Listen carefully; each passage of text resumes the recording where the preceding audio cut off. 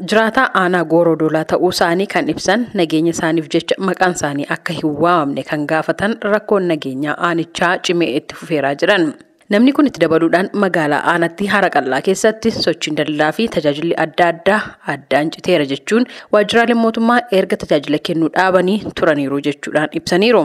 Biyya tokkocha jaatama hidhanii achi oolchanii baasamu sodaachisaaf jecha itti dabalanii guyyaa hidhanii amma naannoo gara nama 34 akkasii hidhaa jiran amma murtee argatiin kanan itti seenee gaafanne naannoo 34 hidhaa jiran. Inni kun guyyaa tokko banamaa guyyaa tokko immoo cufama yeroo hidhaaf fakkaatu yeroo nama hidhaaf barbaadan naggaadeen barbaadanii hojjetaan amma sababa hidhaatiif jecha biiroon naannoo ji'a 2 biraa jiru biiroo hundi cufa ammaan tan. Inni kun immoo maanii fi sodaa hidhaati. Adamsanii hidhan waan ta'eef wanni akkasanii wanni daldalaa wanni maanii tokkollee hin jiraatu amma biiroo cufamee jiran inni hojjetaa hidhaa baqatee gara faca'eera. Amma isaan baqatan warra amma bulchaa jedhanii aanaa Goorodoolaatti fidan qaamolee waraanaa waliin ta'e adamsanii yoo hidhan yoo tarkaanfii fudhatan uummata kun tasgabbaa'aa godina kana jalatti bulaa gaafii kana dhiisaa jedhanii itti nama hidhaa barbaadanuuf uummataa mootii hojjetaa mootummaatti akkana godhaa hooggansaatti akkana godhaa jedhanii hojjetaa barbaadanuuf hooggansa hidhanuuf isa kana. Jiraatan sagalee Ameerikaaf yaada kennan kun keessumaa aanaan Goorodoolaa gurmaa'insa isa jalqabaa manni maree mootummaa naannoo Oromiyaa murteesseen godina Gujii keessatti eeramtee boodarra gara Boorana Bahaatti dabalamuun mormii walirraa osoo hin citiin baatii 6 lakkoofsaa jiru kanaaf ka'umsaa jedhan. Jiraataan magaalaa Hara Qal'aa ta'uu isaanii kan ibsanii fi nageenya isaaniif jecha maqaan isaanii akka hin waamne kan gaafatan magaalattiitti hidhaan namootaa jabaateera jechuun mariidhaan furmaata waaraa fiduun dirqama jechuudhaanis ibsaniiru. Yoo danda'ame gaafiin godinni seenna bakka nu haa deebi'u yoo godinni ammoo hin deebi'uu hin danda'amne mootummaan akka jedhu sanii daangaa eeguudhaaf misooma naannoo san jiru mirkaneessuudhaaf godina keenya buqqisee godina obboleessa keenya Booranaa kennuun barbaachisaa ta'ee argame nuti immoo godina Gujii jalatti buluu barbaanna waan ta'eef jedhee gaafii karaa seera qabeessaa ta'een mana marii aanaatiin karaa hooggansa siyaasaa kan isaa hoogganuutiin gaafii isaa dhiyeeffataa ture. Isa kana immoo mootummaan guddateeffatee dhageeffatuu hin dandeenye.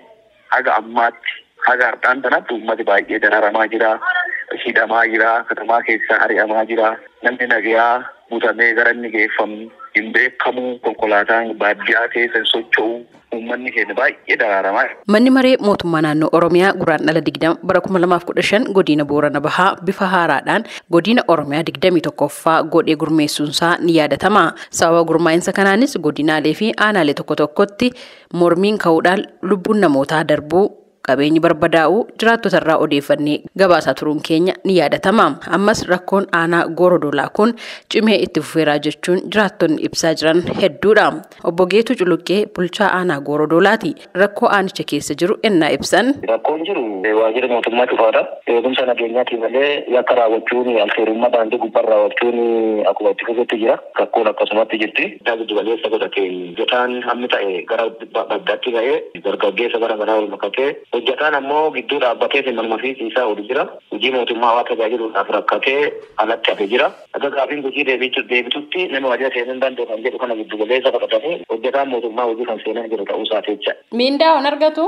Miindaa kan dhoogge mootummaan hin dhooggine nutis waan dhooggine hin qabnu. Faayinaansiin herrega waggaatu osoo hin cufatin kan seera isaan gaafachiisuu danda'u. Olaantummaa seeraatiin mootummaan seeraan baruu dhiyeessee kan isaan gaafachiisuu danda'u. Hojjetaa hundinuu bakka gaafiin tun Gujii hin deebiinitti hojjetaan faayinaansii kunillee waajjira seenee hojjechuu didee akkaataa kana herrega waggaa kun buufanne miindaan hojjetaa ammaa aduun kanfalamin jira jecha. Kaajii adoolessaa kanan kanfalamne. Obbo Geetuun itti dabaluun muddamni amma mul'achaa jiru mariin furamuu qaba amantaa jedhu akka qabanis ibsaniiru. Mariif maraa abbaadha rakkoon karaan kan furamuu qabu. Uummati kun miira keessa galee rakkoo kana raawwachaa hojii alseerummaa raawwachuu caalaa kakuma sanallee mootummaa kan deebii kennuuf illee mootummaa kana jecha. Murtee mootummaa eegatti amanin ammoo itti amanne jedhee karaa nagayaatiin mootummaarraa deebii eeggachuu qaba. Dhimma kanarratti bal'inaan godina Boorana Bahaa fi biiroo kominikeeshinii mootummaa naannoo Oromiyaarraa deebii argachuuf carraaqqiin taasisne har'aaf milkoofne.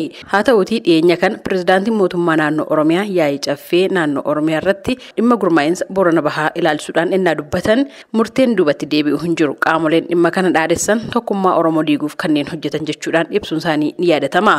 Fuuldurattis caaseffamni godinaa hin jiru jechuu isaanii gabaasuun keenya ni yaadatama.